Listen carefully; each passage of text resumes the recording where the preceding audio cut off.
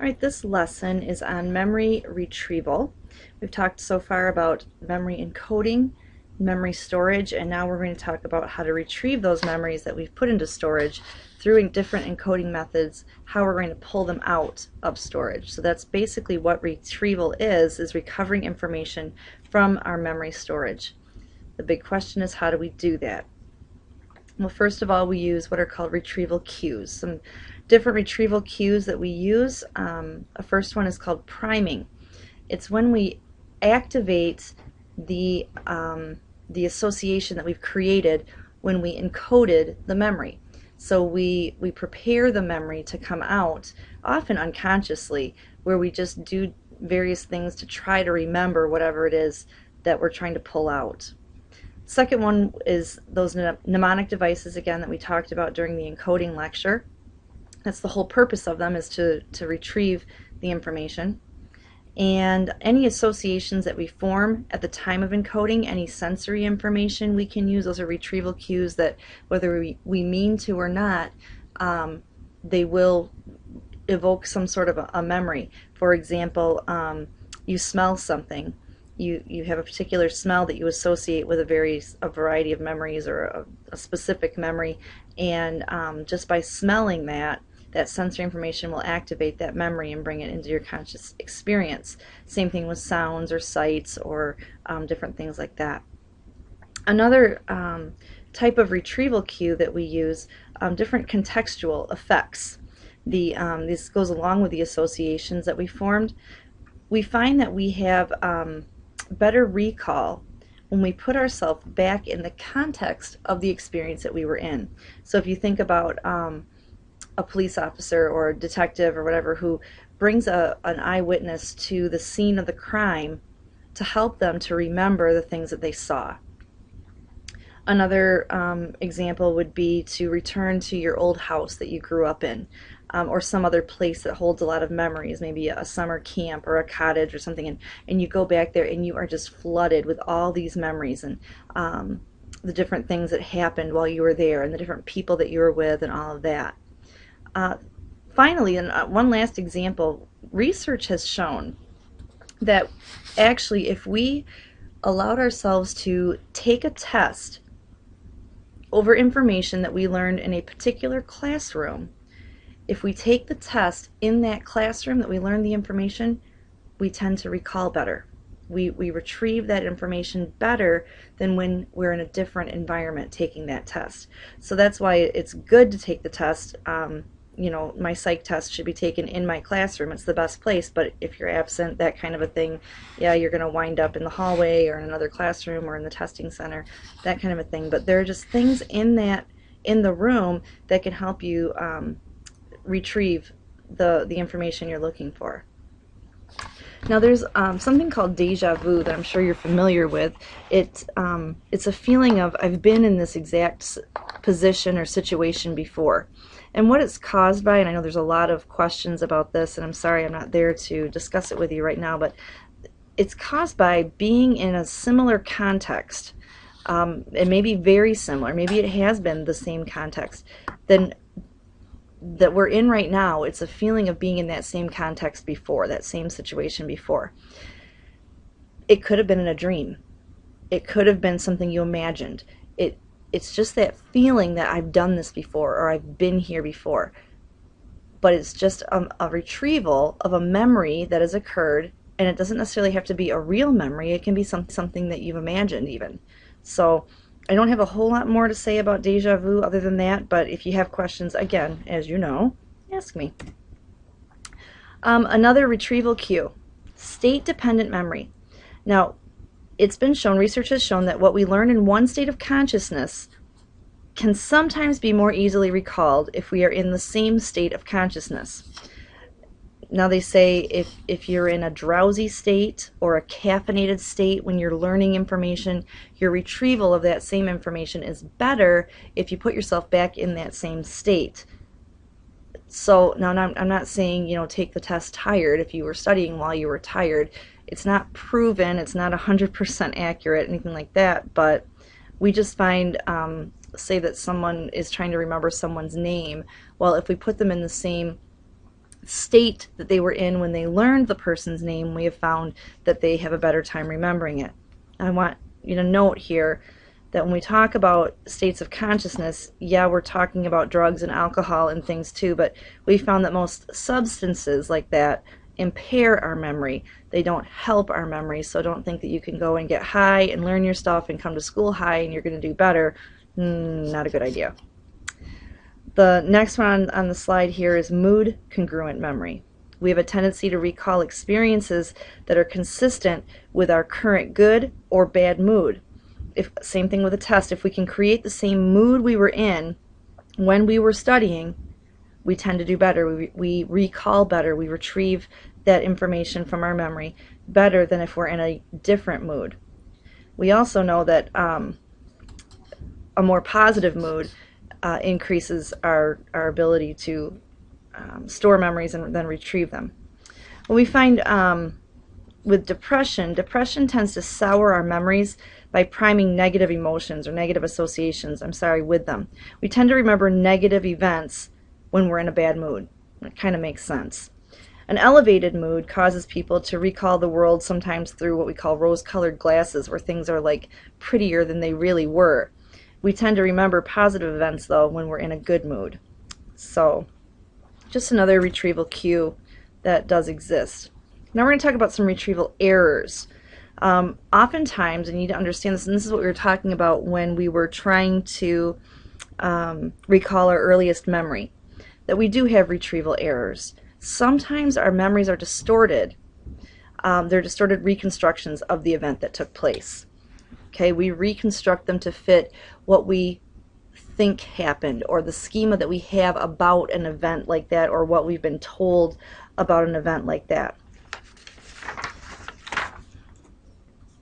The imagination effect is that by repeatedly imagining a non-existent action or a non-existent event can actually create false memories. If we have very vivid imaginations, we can actually imagine ourselves into believing something truly happened. This is the belief of many psychologists about people who believe they were abducted by aliens. That they have such a wild imagination about being abducted by aliens that they can actually convince themselves that it truly happened. Some people will recover memories of child abuse, and so they just that imagination they have, they can convince themselves that they really truly were abused as a child, when in actuality when you talk to other people in the family who have more objective evidence and things, they find that person is not telling the truth. These people who say they were abducted by aliens and who have recovered memories of abuse usually have vivid imaginations and score high on false memory tests. So there's your evidence there. This is interesting. Just being told, okay, like an actor or a magician type of a person or a medium who's performing a seance. He told participants to focus on the moving table, and the table never moved, okay? But the participants in that seance recalled seeing it levitate simply because they have such a great imagination, and that setting was enough to make them believe that they truly saw that table move off the ground.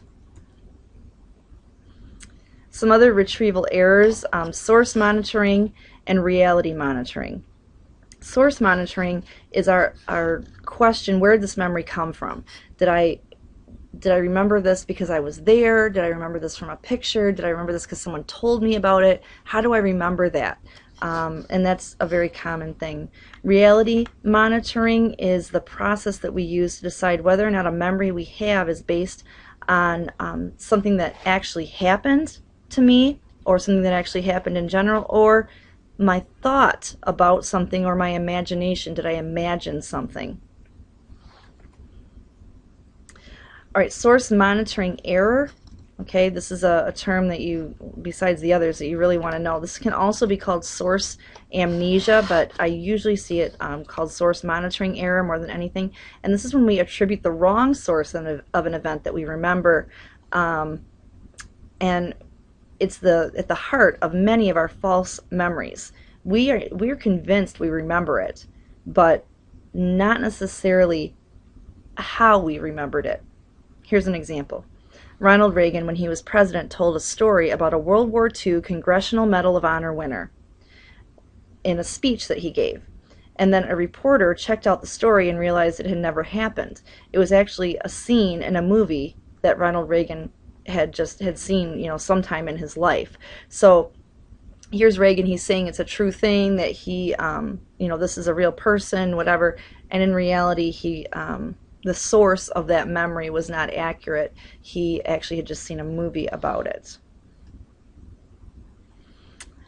The misinformation effect, this is when we can incorporate misleading information into a memory.